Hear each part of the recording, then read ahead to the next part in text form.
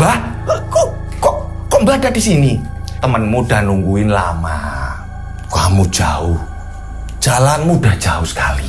Iya, Mbah. Kok saya ada di sini ya, Mbah? Lah, sekarang gini, temenmu itu udah nungguin di dalam mobilmu. Dari tadi dia nyari-nyari. Udah saya temuin kok. Udah sana. Nah, nanti kamu ke rumahku. Ngambil obat untuk Bima. Ya, sudah tak titipin Cokro. Udah tak titipin adikku. Mbak ini mau kemana, Mbak? Mbak ada urusan. Mbak ada urusan di situ. Kuburan, Mbak? Iya, udah sana. Ya, hati-hati. Bima sehat terus. Biar jadi seperti bapaknya. Assalamualaikum warahmatullahi wabarakatuh. Kembali lagi bersama saya Rian Agus Widodo, tentunya di channel Rian Agus Widodo. Apa kabar semuanya? Mudah-mudahan kalian dalam keadaan sehat walafiat. Itulah doa saya setiap hari. Monggo silakan absen, namanya siapa, kotanya di mana, biar saya kenal tambah deket. Juga buat yang baru hadir, yang mungkin baru mampir ke channel Rian Agus Widodo gitu kan ya. Monggo silakan, namanya siapa, saya biar kenal gitu.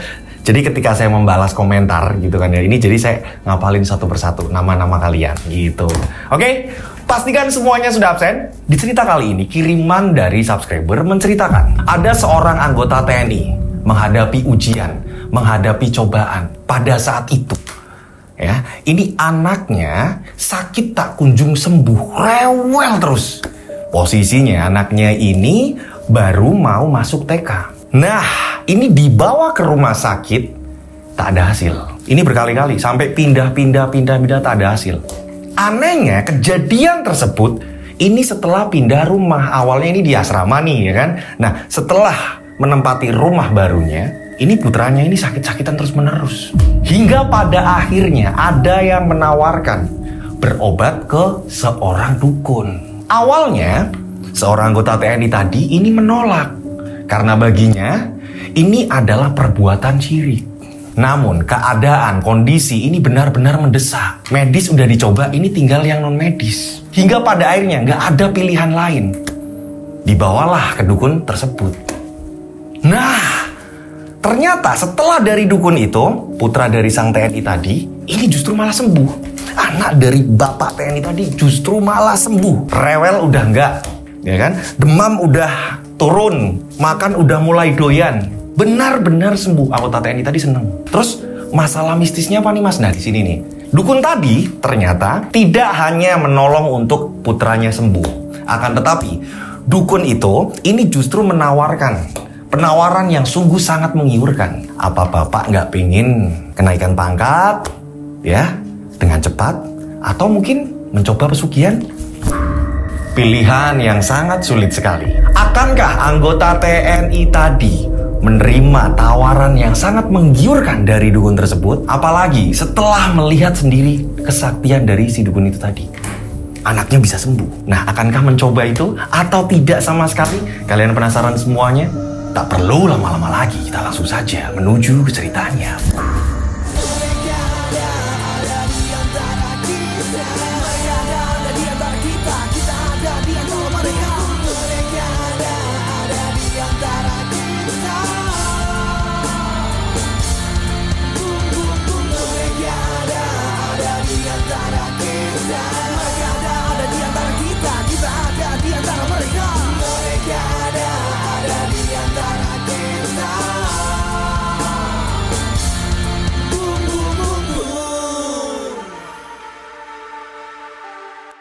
Nah, kali ini ada beberapa yang disamarkan untuk keamanan bersama gitu ya. Nah, dipastikan ini cerita aman gitu untuk saya bawakan juga. Tokoh di sini kita sebut saja namanya Pak Heru. Pak Heru ini hidup dengan istri dan kedua anaknya. Anak yang pertama ini seorang perempuan sudah SD. Anak yang kedua ini masih balita gitu, di bawah 5 tahun gitu. Sebut saja anak yang perempuan ini namanya Anis. Anak yang kedua yang masih kecil, ini namanya Bima. Nah, dari dulu mereka ini tinggal di asrama gitu. Akan tetapi, Pak Heru ini pernah mengatakan kepada istrinya, Bu, doain semoga tabungan ini sesuai target ya Bu. Kalau memang target kita tidak meleset nggak ada kebutuhan-kebutuhan lain, ya Bu, ya berarti kita segera pindah rumah.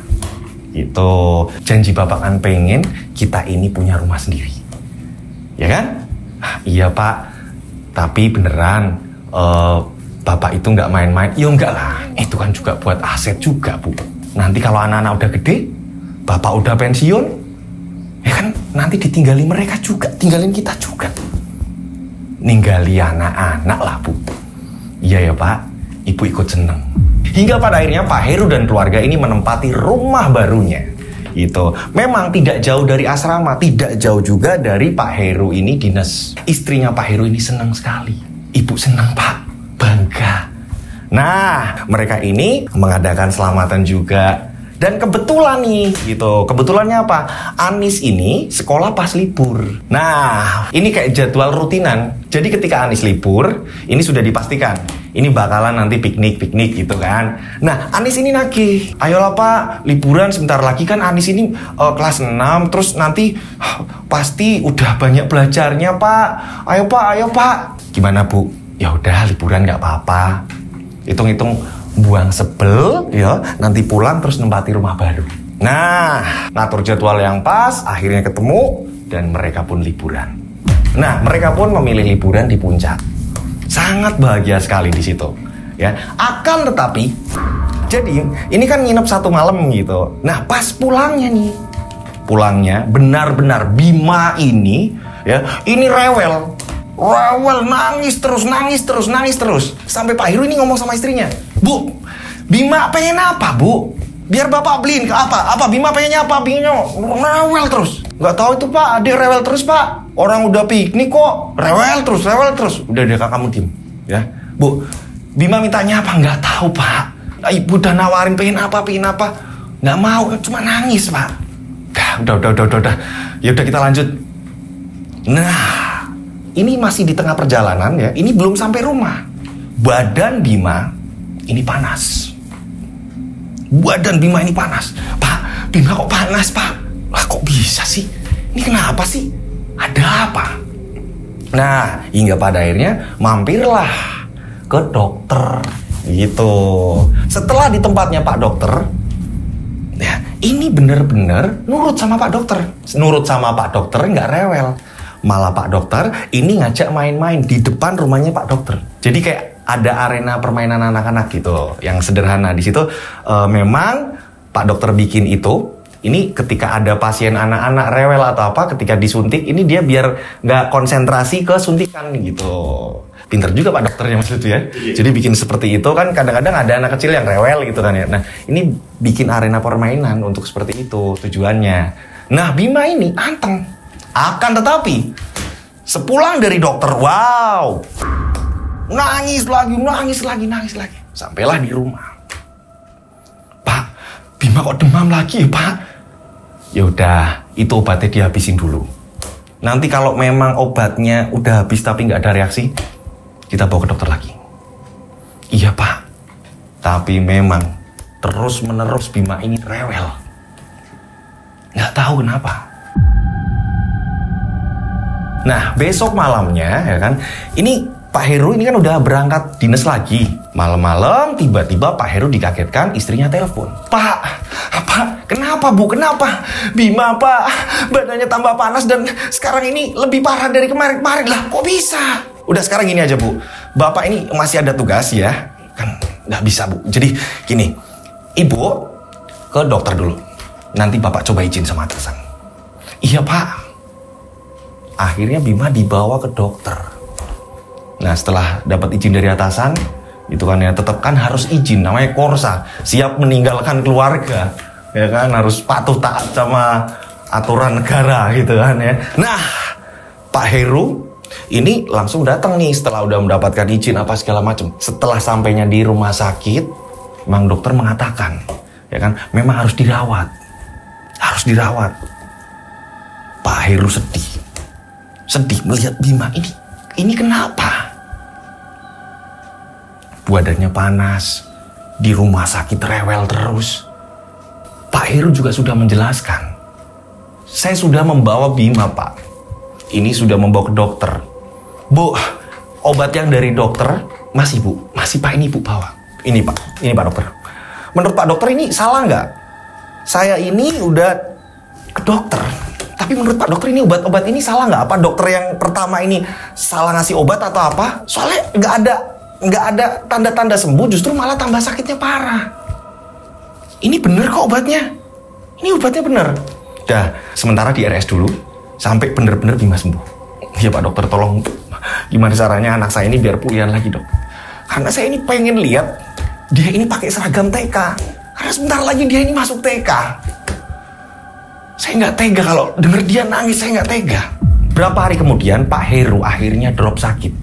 Drop sakitnya kenapa? Harusnya saatnya dia ini pulang istirahat, dia masih memikirkan putranya. Dia masih ngurusin putranya. Dia kepikiran. Di tempat dia kerja, di tempat ia dinas saja masih memikirkan anaknya. Ini yang membuat badan Pak Heru ini drop. Nah, biasanya kalau Pak Heru drop, ini nggak langsung ke dokter atau beli obat diminum itu, enggak. Pak Heru ini lebih seneng pijet gitu, dipijit gitu kan. Nah, Pak Heru ini punya tukang urut atau tukang pijit langganan. Kita sebut saja namanya Mas Adi gitu. Mas Adi ini biasanya kalau nggak ada callingan atau apa-apa gitu, dia ini nongkrongnya di sebuah warung. Kita sebut saja pemilik warungnya ini namanya Mbak Wati gitu. Nah, Adi ini ditelepon. Halo, Di, lagi di mana? Pak, biasa Pak, ngopi di tempatnya Mbak Wati. Di, kamu ada? Enggak Pak, enggak ada. Saya langsung ke tempat sampean. Lah, kok tahu ini anak? Ya kan? Sesampainya di tempatnya Pak Heru, Adi pun langsung ngomong gitu. Udah Pak, saya udah tahu kalau badan Bapak pegel-pegel. Ah, kamu ini loh, kok kamu bisa tahu? Kalau aku mau pijet, ya iyalah Pak. Ya saya ini nggak ada yang ngejob kok Pak. Sampai kan tahu kalau saya di tempatnya Mbak Wati ngopi. Berarti nggak ada pasien. Udah ada Pak, kita langsung mulai aja. Nah, sembari dipijat, ya kan? Ini kan ngobrol. Pak, kok sepi gitu kan? Nah, akhirnya Pak Heru pun menjelaskan, iya Di, istri dan anak-anak saya ini pada di rumah sakit karena nungguin si Bima. Lah, Dek Bima kenapa Pak? Dek Bima sakit demam. Itu semenjak baru pulang dari liburan, yo, terus dia rewel terus, badannya panas. Ya akhirnya tak bawa ke dokter. Ya, berapa hari nggak ada perubahan. Nah, sekarang di rumah sakit. Doain ya Di, biar cepat sembuh. Oh iya Pak, iya Pak. Pantes saja sampai ini meriang Pak. Fokusnya ke bagi-bagi sih Pak. Iya bener Di. Ya kayak ginilah. Aku itu bingung kalau yang sakit anak tuh bener-bener kepikiran Di. Ya iyalah Pak, apalagi Bima ini anak cowok. Gitu Pak. Pasti kepikiran lah sampean.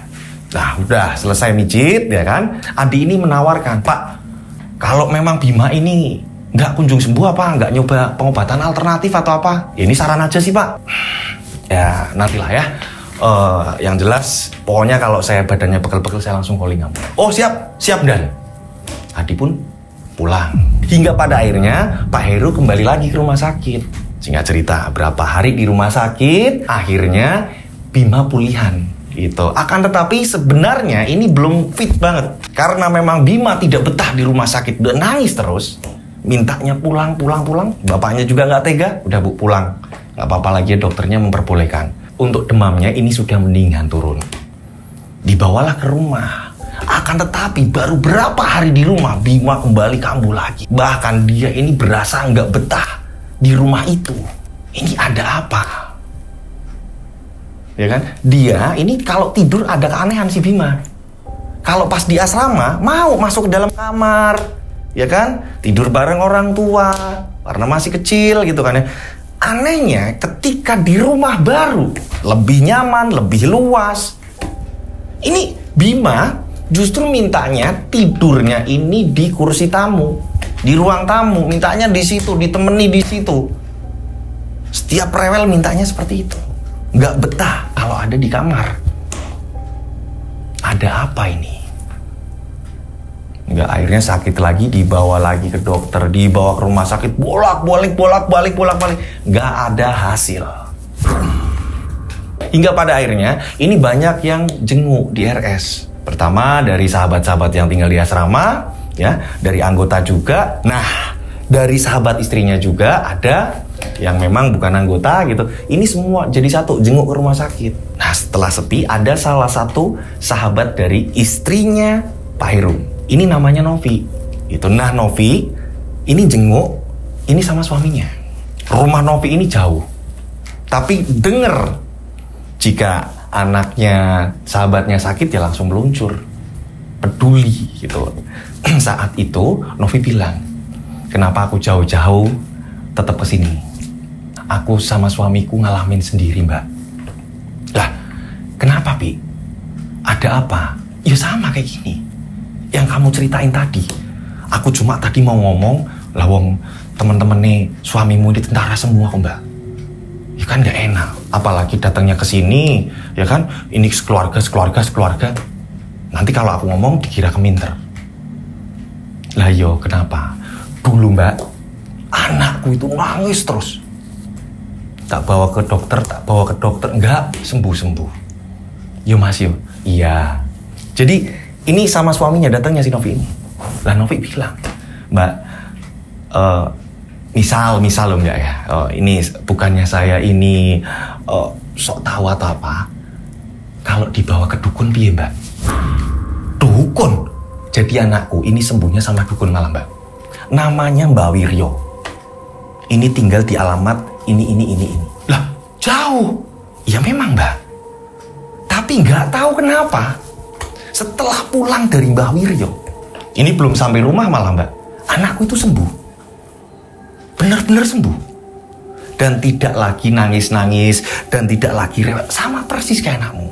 Makanya aku ikut kepikiran. Setiap kamu telepon Mbak, terus kamu bilang, anakku lagi kayak gini. Aku ikut kepikiran, makanya jauh pun aku kesini. Ya kalau mau, ya udah nanti tak rembukin dulu sama suami. Matur nuwun ya Pi, kamu udah ngasih tahu seperti ini. Menurutku ini kan bentuk dari saran, gitu toh. Aku yang nggak bisa menolak. Cuma kan aku harus izin dulu sama suami. Setuju nggak? Oh yes Mbak, itu alamatnya tolong ya. Itu dicatat, jangan sampai lupa. Hingga pada akhirnya istrinya Pak Heru ini langsung ngomong nih sama Pak Heru. Novi udah pulang sama suaminya. Nah, hingga pada akhirnya saat Pak Heru ini dari dinas, dia datang ke RS, ya kan? Tapi Novi udah pulang, disinilah istrinya ini cerita. Pak, tadi dapat informasi seperti ini, Pak. Dukun, Bu.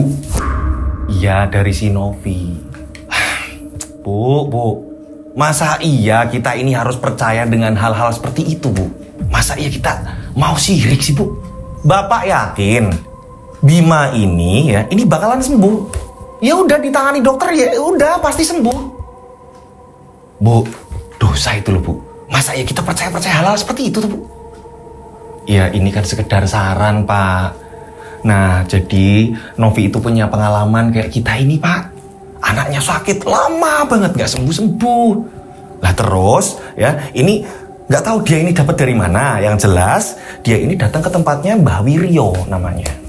Kita sebut saja namanya Mbah Wiryo. Nah di situ Pak Heru tetap kekeh, nggak mau. Udah nanti Bu. Ini kan nanti ada dokter yang datang lagi ya kan. Nanti ngontrol ini seperti apa ke depannya. Kita tanya dulu. Ya udah Pak. Yang jelas Ibu menyampaikan pesan dari sahabat Ibu. Singkat cerita, dokter datang gitu kan ya. Dokter datang, dokter pun sampai bingung. Mas Bima kenapa yo? Kok panasnya kayak gini terus? Makan kadang mau, setelah itu dimuntahin. Habis itu infus ya, ini ditarik-tarik. Jadi nggak betah. Mintanya pulang. Nah, lama seperti itu ya. Ini yang membuat akhirnya Pak Heru berpikir, kira-kira diain apa enggak yo? Itu sahabat temenku itu ya.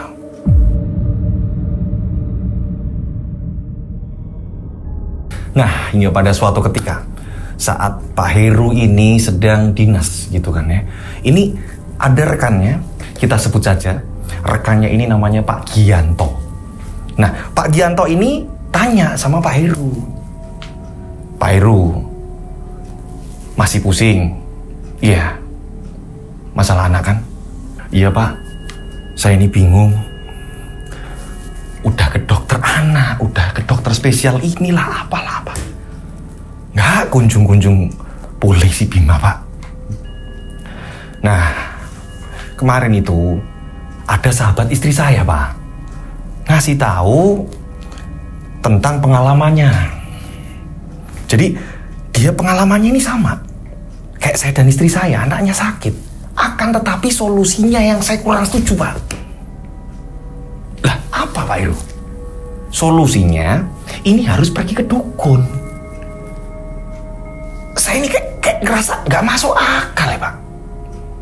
Tapi istri saya bilang kalau anak temennya itu ini sembuh dan nggak sakit-sakitan lagi.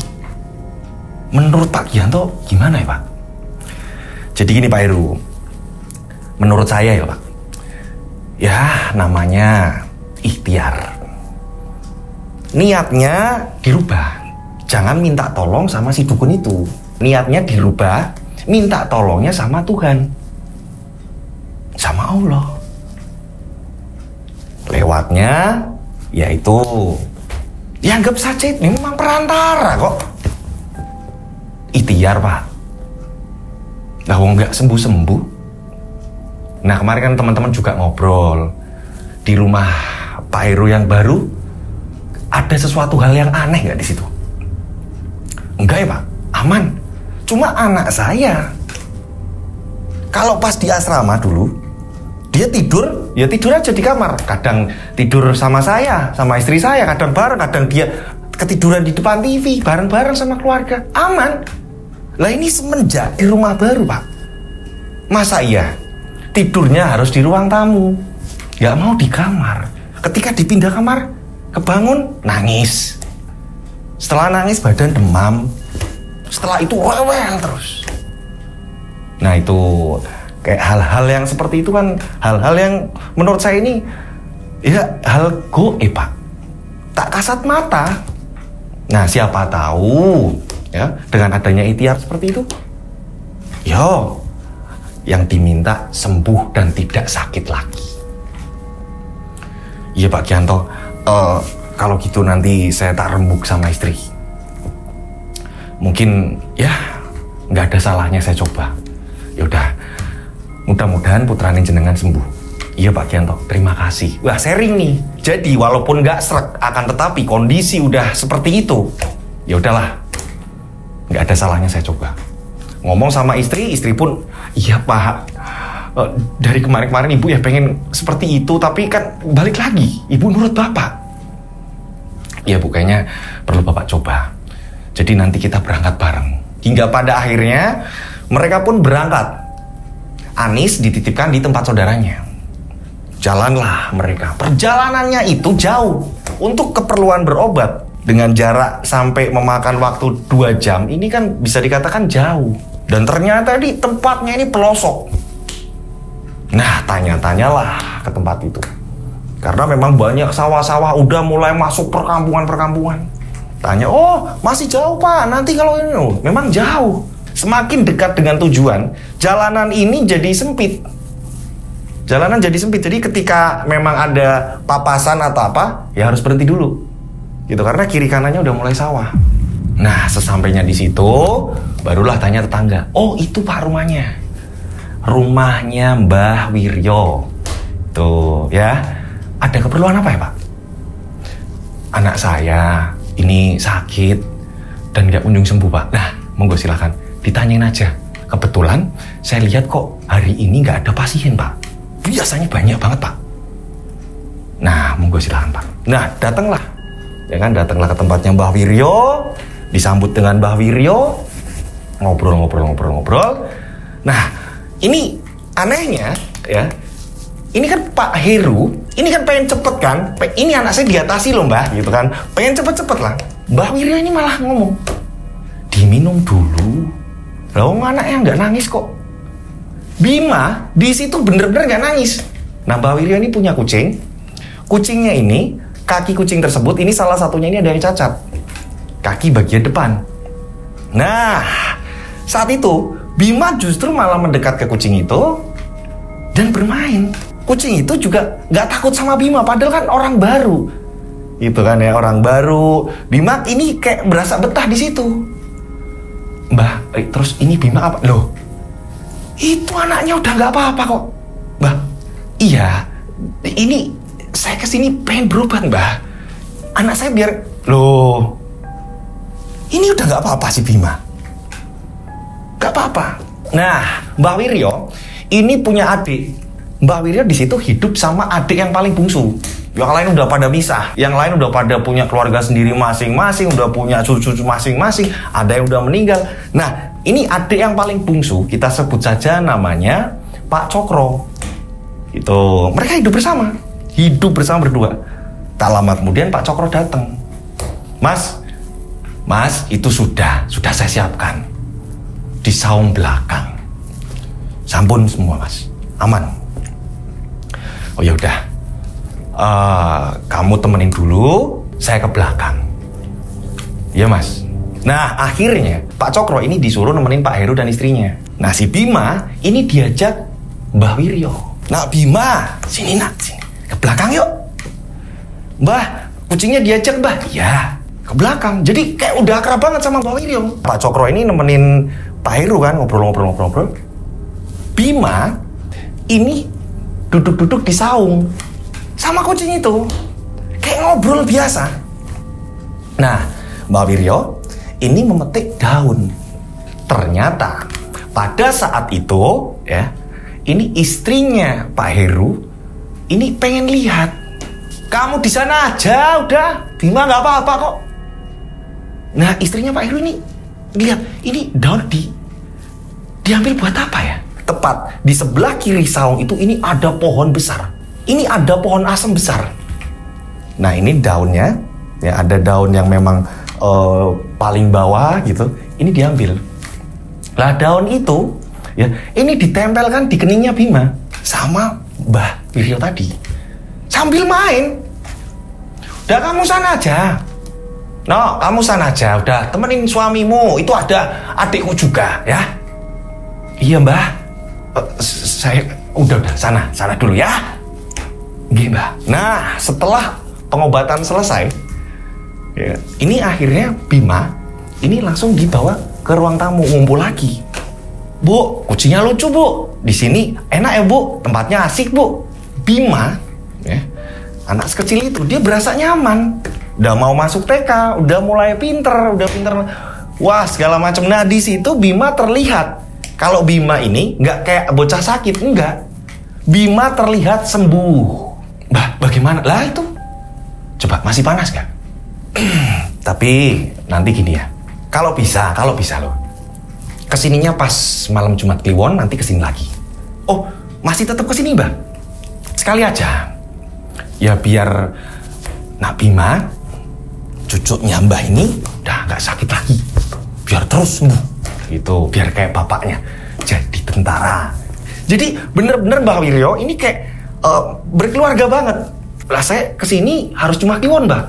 Kalau nggak bisa ya nggak apa-apa. Tapi bagusnya pas Jumat Kliwon. Nanti kesini tak kasih sesuatu sing nanti Nak Bima biar apa pas lagi maem apa-apa nanti dicampurkan. Tapi nggak yang aneh-aneh enggak. Atau pas mandi atau apa gitu. Udah. Biar sembuh terus. Ya udah Mbah. Saya mengucapkan terima kasih Mbah. Aneh sekali Bima diajak pulang. Ini bener-bener gak mau. Nanti pak, Bima lagi main sama kucing ini. Lucu pak. Dong, Bima lagi ini kok lagi betah di sini. Akhirnya jadi ngobrol-ngobrol panjang di situ. Ya kan jadi ngobrol macem-macem. Ada juga yang datang ke situ minta yang aneh-aneh pasien. Ada juga ini diobrolin semua sama Mbah Wiryo. Begitu juga dengan Pak Cokro. Ada yang minta pesugihan lah, ada yang untuk santet lah, untuk apa. Nah di sini Pak Heru memang nggak percaya dengan hal-hal seperti itu. Jadi hanya sebatas mendengarkan, menghargai, menghormati orang tua ngomong gitu. Singkat cerita, akhirnya mereka pun pamit pulang. Dan pada saat di tengah perjalanan benar-benar Bima tertidur pulas, nggak rewel, adem. Sesampainya di rumah juga sama. Bu, Bima pulihan Bu. Lah makanya Pak, Ibu ini malah mau telepon si Novi Pak. Ini kan saran dari si Novi. Iya Bu, sampaikan juga Bu, salam dari Bapak. Bapak terima kasih sudah ngasih saran. Iya Pak, nanti tak salami. Nah, akhirnya Novi ditelepon. Novi langsung bilang, bener kan Mbak? Yang penting niat kita ini kan mintanya sama Tuhan Mbak. Iya, aku juga gitu kok. Udah, sembuh. Pasti nanti disuruh ke sana lagi sekali. Tapi nggak harus sama Bima sih. Saat itu aku sendiri Mbak malah yang di sana. Suamiku kan lagi ada kerjaan. Ya nanti dikasih air atau apa gitu sih Mbak. Gitu terus sembuh udah. Makasih ya Pi. Iya. Disampaikan juga Pak bahwa nanti kalau ke sana bakal dikasih sesuatu Pak. Oh ya udahlah Bu. Bapak nurut aja kayak apa metodenya. Yang jelas Bapak pengen Bima ini nggak sakit-sakitan lagi. Udah, ini udah sembuh, ya udah selamanya. Iya Pak, tapi ingat loh Pak, kalau memang Jumat Kliwon Bapak bisa ya Bapak kesana. Iya Bu, udah seneng. Benar-benar seneng.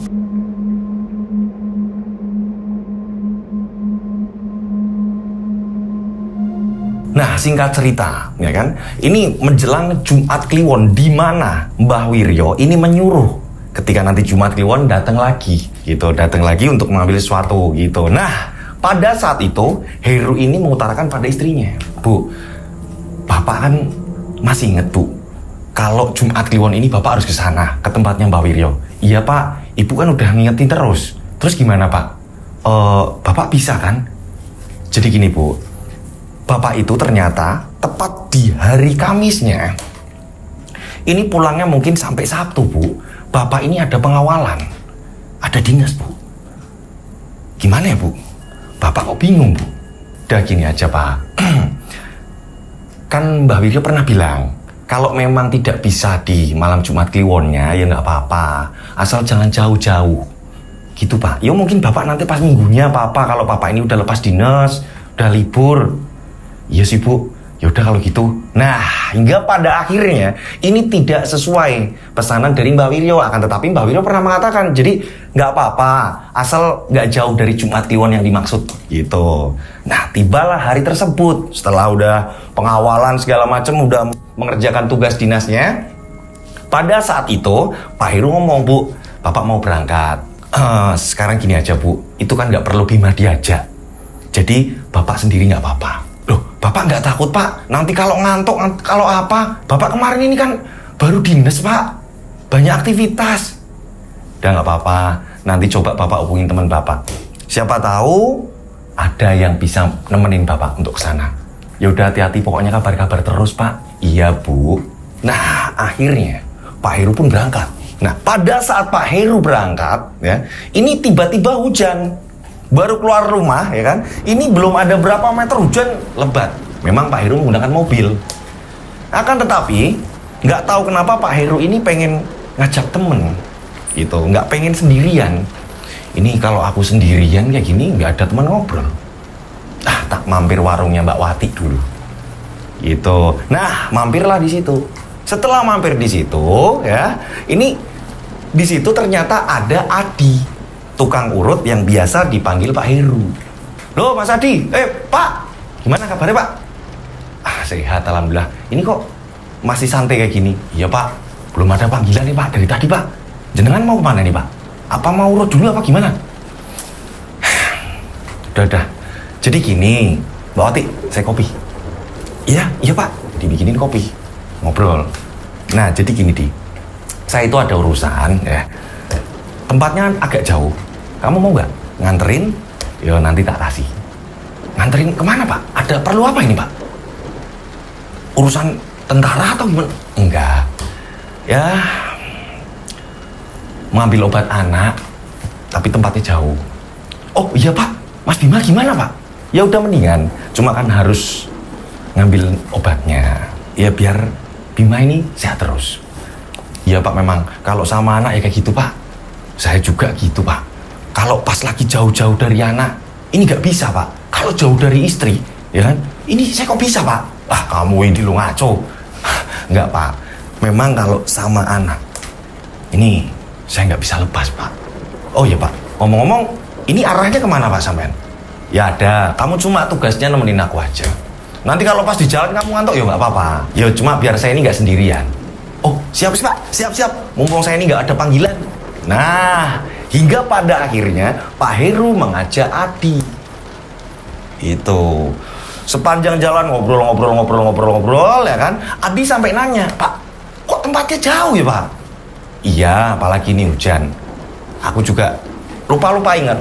Ini yang jelas kalau udah masuk kampungnya, ini persawahan, kebun-kebun segala macam. Pak, lah ngambil obatnya di mana toh Pak?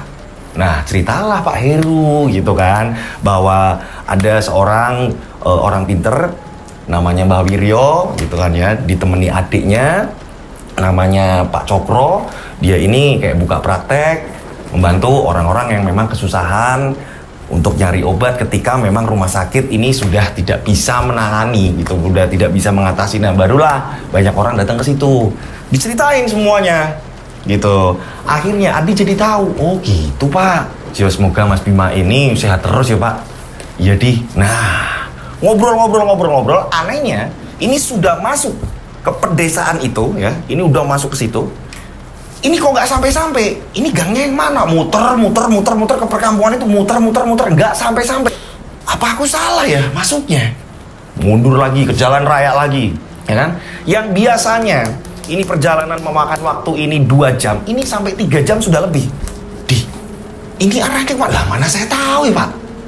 Iya sih, ini kanan apa kiri ya? Nah, saat itu hujan udah mulai reda, ya kan? Hujan yang lebat udah mulai reda. Ini tinggal gerimis saja, gerimis tipis-tipis. Pak Heru pun langsung keluar dari mobil.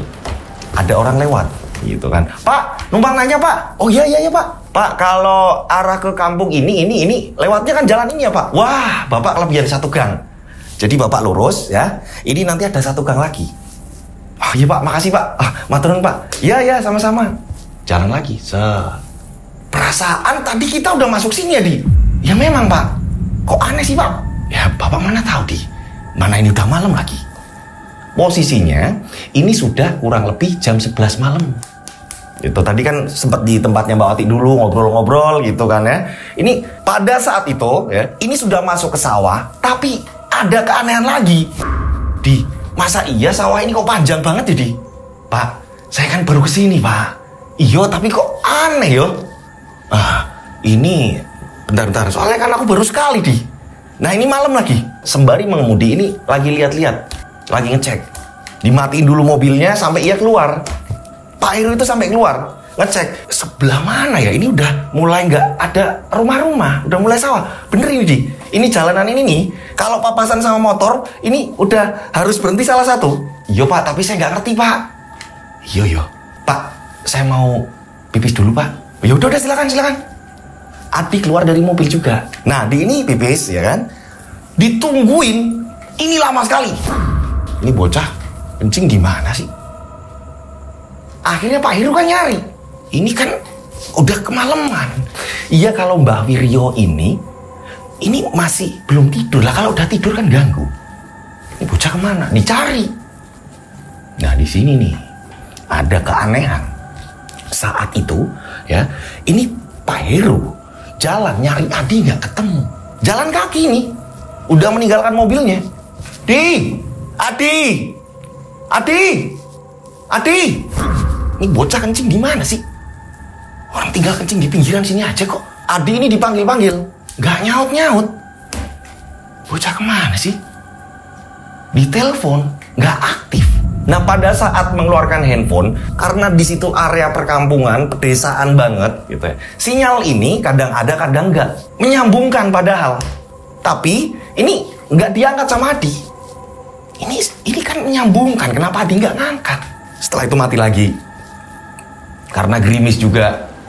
Nyari terus. Pada saat Pak Heru nyari, tiba-tiba Pak Heru dikagetkan. Ini jarak kurang lebih 20 meteran. Ini melihat seseorang. Apa itu Adi? Karena gelap ya, apalagi gerimis, jadi kan nggak ketara itu Adi atau bukan. Dipanggil-panggil lah sama Pak Heru. Adi, woi Adi, itu Adi bukan ya? Dideketin lah sama Pak Heru, dikejar sama Pak Heru. Akan tetapi orang itu ini justru jalannya semakin cepat. Adi, ini dipanggil-panggil kok. Sampai pada akhirnya Pak Heru ini lari. Tapi ketika sudah mau dekat, tiba-tiba Pak Heru justru malah tidak melihat apa-apa. Ini beloknya kemana? Itu tadi Adi bukan? Pada saat itu Pak Heru ini nggak sadar. Nggak sadarnya kenapa? ini ternyata samping sebelah kanan ini pemakaman umum. Lah, ini makam. Perasaan tadi makam itu udah jauh, udah tak lewati. Tak lama kemudian pada saat Pak Heru ini lagi kebingungan, ini ada yang nepuk pundaknya. Pak Heru ini langsung membalikkan badan. Pada saat membalikkan badan, ternyata yang menepuk punggungnya Pak Heru adalah Mbah Wiryo. Lah, Mbah, kok Mbah ada di sini? Temenmu udah nungguin lama. Kamu jauh. Jalanmu udah jauh sekali. Iya, Mbah. Kok saya ada di sini ya, Mbah? Lah, sekarang gini, temenmu itu udah nungguin di dalam mobilmu. Dari tadi dia nyari-nyari. Udah saya temuin loh. Udah sana.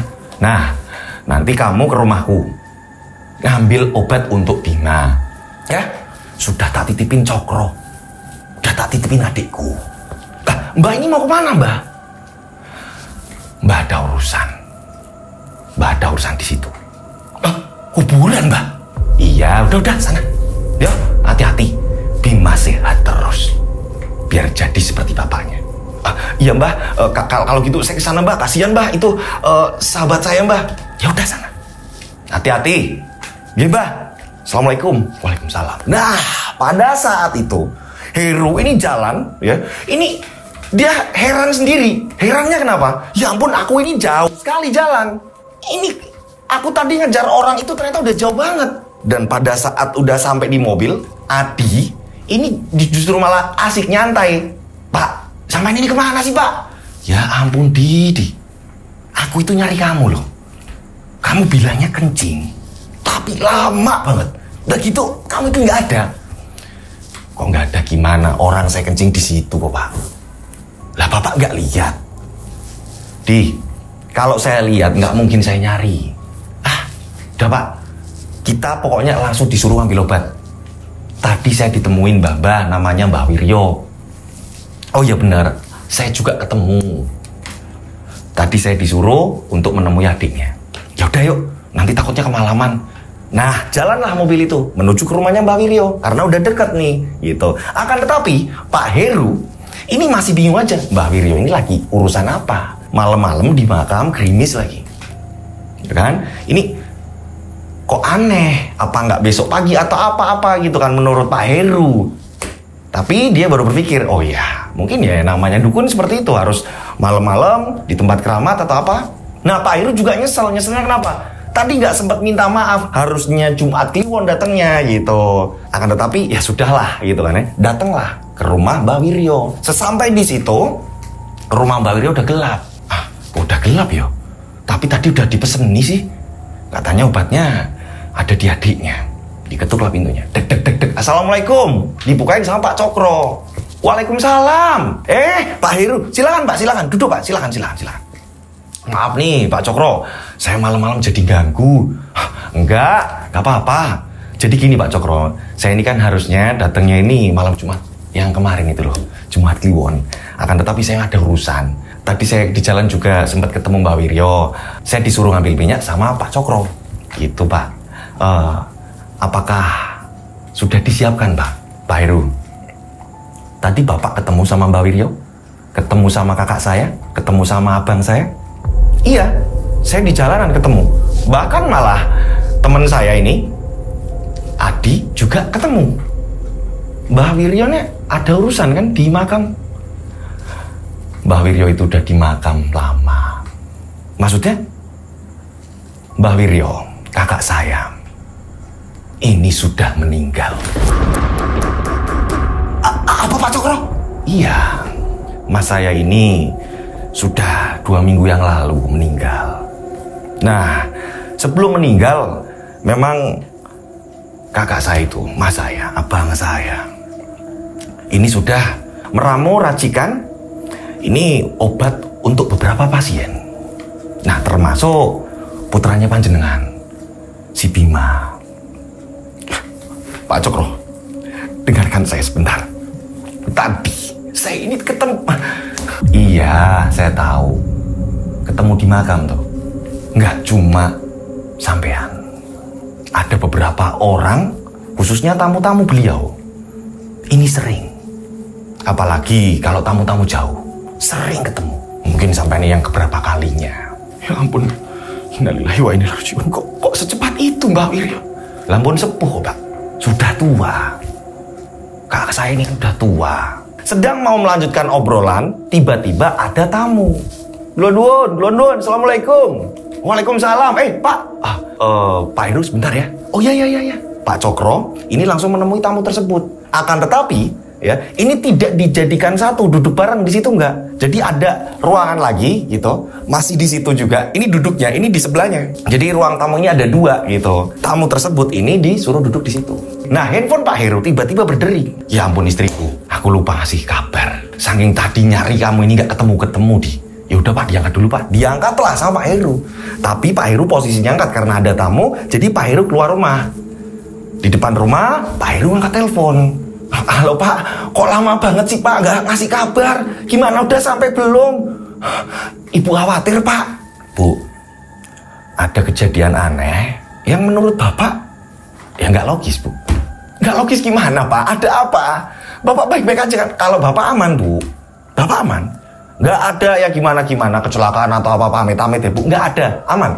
Cuma gini Bu, Ibu nggak usah kaget ya. Mbak Wiryo ini udah situ Bu. Apa Pak? Iya Mbak Wiryo udah meninggal. Mbak Wiryo meninggal. Iya Bu. Dan sudah lumayan lama. Udah 2 mingguan Bu. Nah, yang bikin Bapak nggak habis pikir Bu. Jadi Bapak tadi ini kayak orang bingung di situ, muter, kesasar Bu. Nah, anehnya Bapak ini justru malah ketemu sama Mbak Wiryo. Mbak Wiryo mengatakan jika obatnya Bima ini sudah dititipkan sama adiknya Pak Cokro, Bu. Nah, Bapak nggak ada kepikiran kalau Mbak Wiryo ini gimana udah meninggal, nggak ada kepikiran itu kan Bu.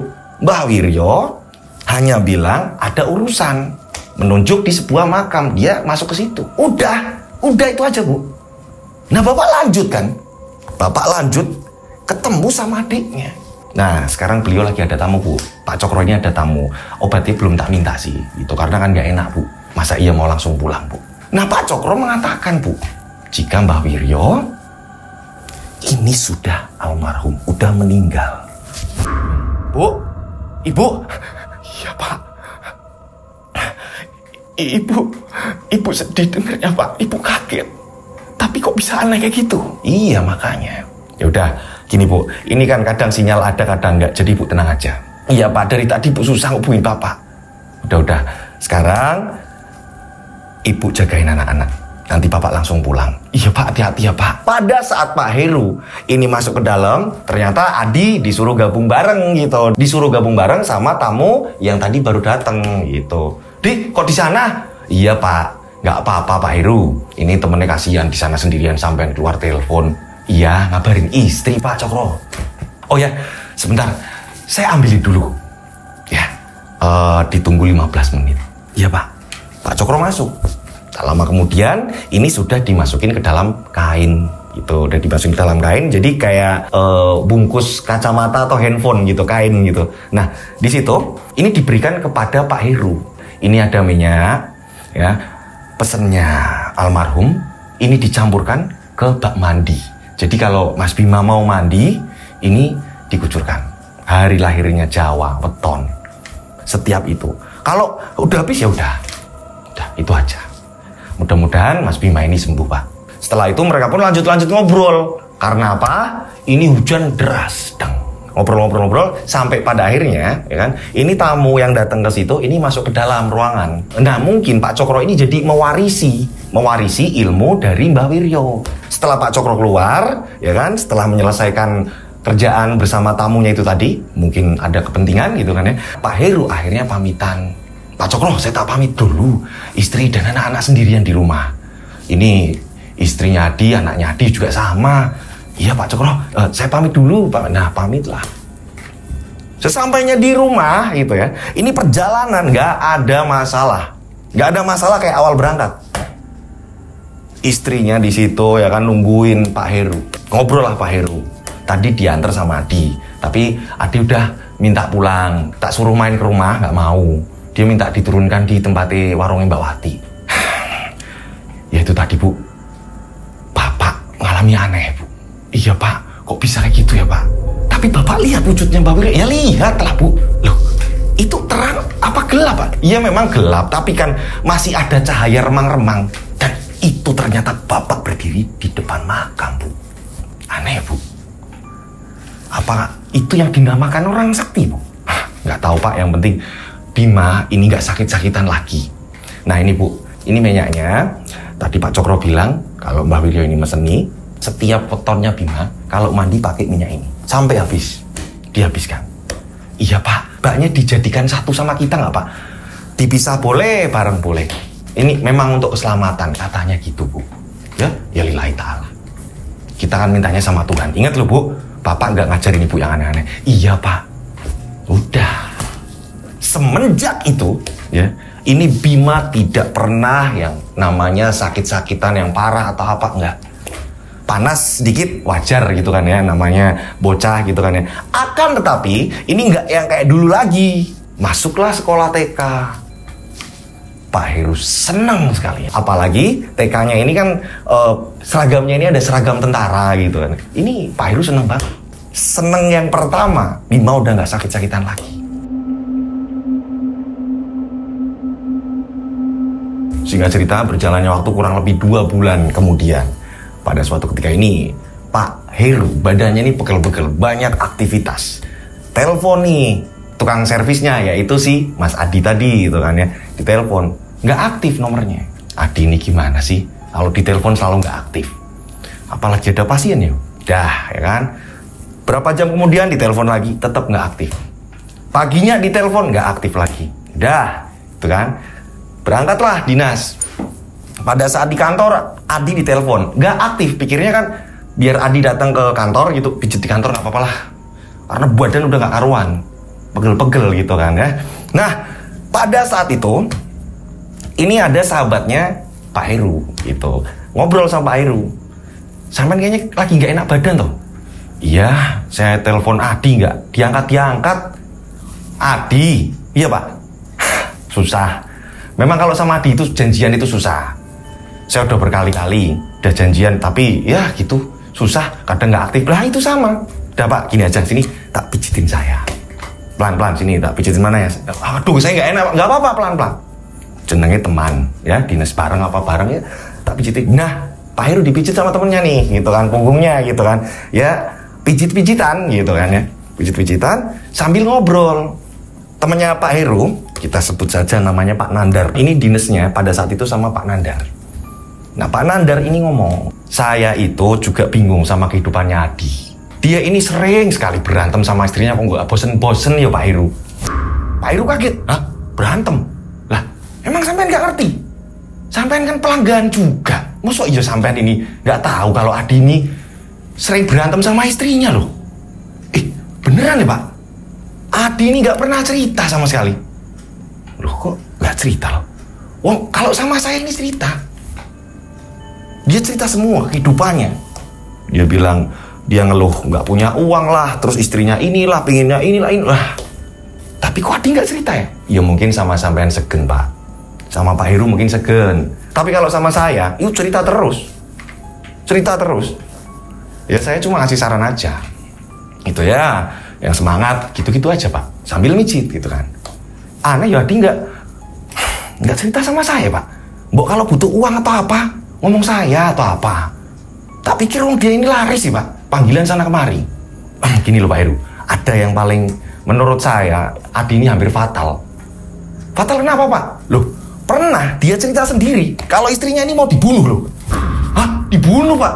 Iya, bagi Adi ini ya, ini bikin repot, bikin pusing atau apa segala macam gitu. Lah saya bilang, ojo kriminal, kamu jangan seenak hati kayak gitu. Habis gimana Pak ini?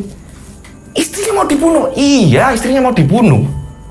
Lah kok Adi kayak gitu sih? Perasaan anaknya ini santai. Pikirku ya nggak pernah ada beban atau apa. Lah, sama saya itu curhat terus. Tiap mijit saya ngeluh istrinya lagi. Terus. Oh, kok aneh ya? Sampai gitu Pak. Iya, sempat mau bunuh istrinya sendiri. Lah Adi, ini kok aneh Adi. Hingga pada akhirnya Pak Heru ini punya rencana. Aku nanti pulang dinas tak mampir ke tempat tadi. Aku pengen tanya sebenarnya ada apa. Kok sampai sama aku ini nggak pernah cerita? Aneh. Akhirnya pulang dinas, terus ada beberapa tugas yang diselesaikan sebentar gitu kan. Jam 10 malam. Jam 10 malam ini mau ke tempat Adi gitu. Ke tempat Adi dulu ya. Oh bentar. Aku tak beli cemilan apa. Mampirlah ke sebuah warung martabak gitu, buat cemilan di rumah gitu kan ya. Oh ya buat istrinya, anaknya atau apa gitu kan. Ini beli makanan-makanan ringan yang lain. Dah kurang lebih ini hampir jam 11 malam kan akhirnya jalan ke tempatnya Adi. Memang rumahnya Adi bisa dikatakan ini juga agak jauh dari pemukiman warga juga gitu. Makanya Adi ini pada saat diajak ke tempatnya Mbah Wiryo ini sudah sangat biasa gitu. Rumahnya Adi ini bekas rumah orang tuanya dulu gitu, ditempati Adi dan anak istrinya. Pada saat itu Pak Heru langsung sana. Akan tetapi ya ini juga udah tutupan. Wah udah tutupan, tapi kok kayaknya lampu ruang tengah itu masih nyala. Ada orang nggak ya? Tapi udah terlanjur ini beli makanan kayak gini, kalau nggak dimakan, kalau nggak dikasihkan juga sayang-sayang. Apa tak kasihkan aja terus saya pamit ya, gampang nanti kesini lagi. Udah malam juga. Lihat sekitar, ini juga nggak ada orang lewat. Udahlah, tak mampir, ketok pintu. Dek dek dek. Assalamualaikum. Assalamualaikum. Mas Adi. Mas Adi. Mas. Dek dek dek dek. Tak telepon lah. Nggak aktif. Besok lagi lah. Nah baru mau pulang gitu ya, mau melangkah, tiba-tiba ini mendengar kayak ada suara aktivitas orang di dalam. Loh, kok kayak ada suara orang ngobrol? Kenceng dengerin. Mas Adi, dek dek dek dek, diketuk. Hingga pada akhirnya Pak Heru ini memutuskan untuk nyari pintu-pintu samping atau apa gitu kan ya. Ini barangkali di depan nggak dengar atau mungkin mereka ini lagi di belakang gitu kan. Nah Pak Heru ini keliling ke belakang. Jendela-jendela ini diketuk. Kenapa Pak Heru seperti itu ya kan? Karena Pak Heru ini takut kenapa-napa. Takut Adi sama istrinya berantem atau apa gitu kan. Setelah mendengar temennya Pak Heru cerita. Nah jendela yang terakhir, jendela yang paling belakang, Pak Heru merasakan ada sesuatu hal yang aneh. Aku jelas tadi ada aktivitas, tapi kok berhenti? Jendela paling belakang ini ada penutupnya, jadi itu jendela ya kan, tapi ditutup seng, terus dikasih bambu-bambu. Ini jendela kok lain sendiri, dikasih kayak gini. Coba aku lewat depan lagi. Nah akhirnya Pak Heru ini ke arah pintu samping rumah. Pintu samping rumah ini diketuk, akan tetapi tidak ada orang menyaut. Akhirnya Pak Heru memegang gagang pintu, cekrek, pintu membuka. Nggak dikunci. Assalamualaikum. Mas Adi. Mas Adi. Mbak. Ini lampu pada nyala, tapi ada yang udah mati juga. Tapi kok nggak ada orang, tapi tadi aku jelas dengar. Takutnya nanti ada apa-apa. Pak Heru di situ juga nggak enak juga, ini rumah orang. Takutnya nanti ada yang hilang atau apa, apalagi posisinya kan Pak Heru ini aparat. Akan tetapi di sisi lain penasaran, takutnya kenapa-napa di rumah itu, ada apa-apa di rumah itu. Pak Heru akhirnya memutuskan untuk besok lagi aku kesini, aku ajak tetangga gitu. Akan tetapi baru mau belok, sama persis dia memutar badan, ada suara lagi. Suaranya kali ini kayak suara bambu ya, yang bergesekan, krek krek. Suaranya ada di dalam. Suara apa itu? Takut kenapa-napa lah. Coba tak masuklah.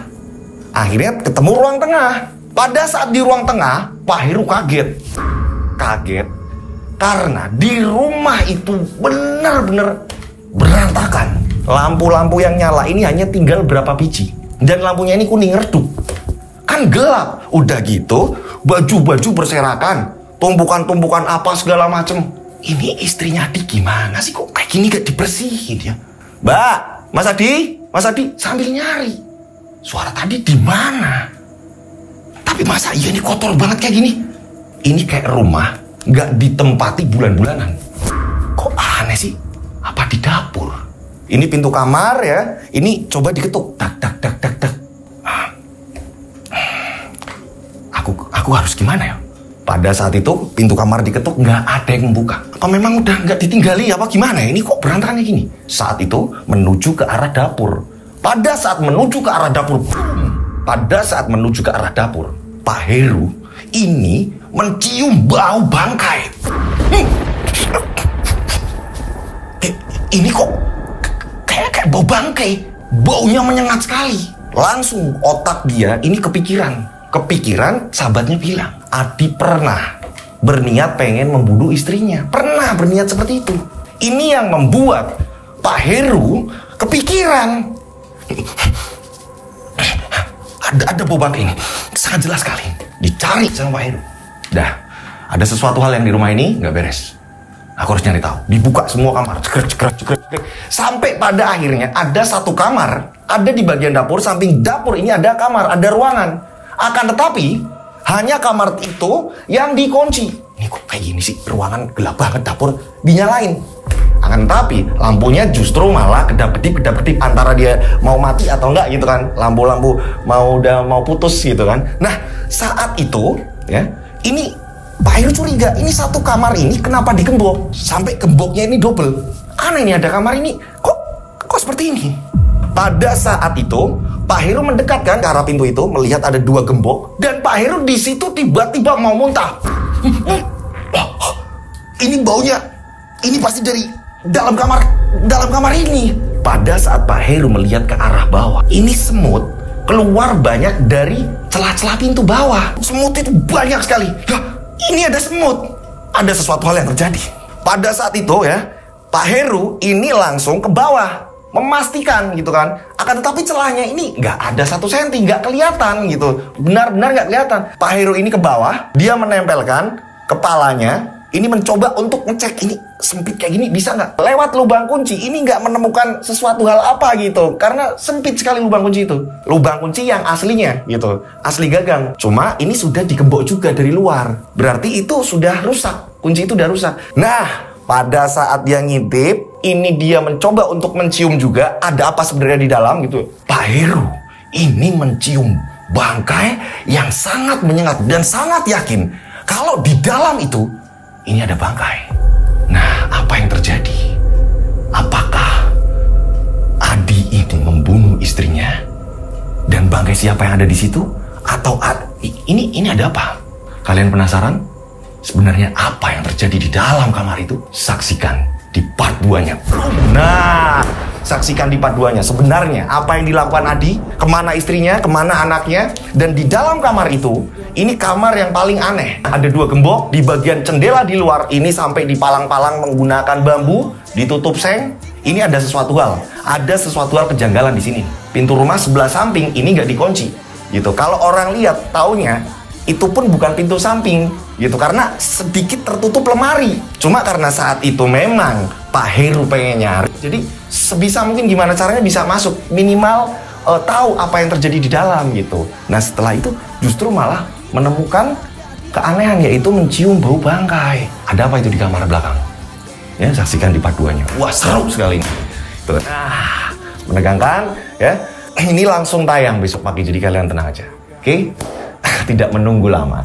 Saya mengucapkan terima kasih buat pengirim cerita. Ini sangat epik sekali ceritanya.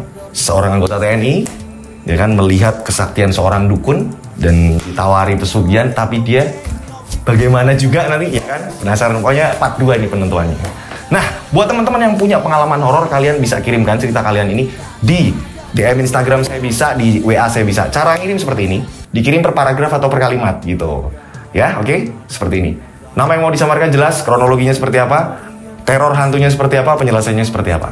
Kirim ke DM Instagram saya @dodosinjo, atau enggak kalian bisa kirim ke nomor WhatsApp gitu. 085870433336, 3-nya 4 kali. Saya ulang, 085870433336, 3-nya 4 kali. Ya, seperti biasa dikasih nama dan nama kota agar tidak tertumpuk dengan WhatsApp lain. Oke, saksikan besok pagi part 2. Wow, ngeri banget. Saya berdoa, mudah-mudahan penikmat channel Rian Agus Widodori banyak rezeki melimpah. Amin. Selalu dilindungi Allah Subhanahu wa Ta'ala. Dijauhkan dari mara bahaya. Amin. Panjang umur, sehat selalu. Amin. Akhir kata, saya Rian Agus Widodori mengucapkan Assalamualaikum warahmatullahi wabarakatuh. Mereka ada di antara kita. Mereka ada di antara kita. Subscribe channel Rian Agus Widodo, kisah misteri. Ada di antara kita. Nyalakan lonceng, notif, tinggalkan komen, share. Mereka ada di antara kita. Mereka ada di antara kita. Kita ada di antara mereka. Mereka ada di antara kita. Mereka ada di antara kita. Mereka ada di antara kita. Kita ada di antara mereka. Mereka ada di antara kita.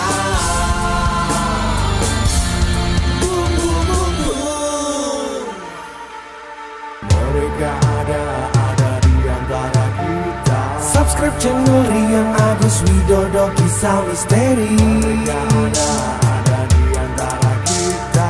Nyalakan lonceng, notif, tinggalkan komen, share.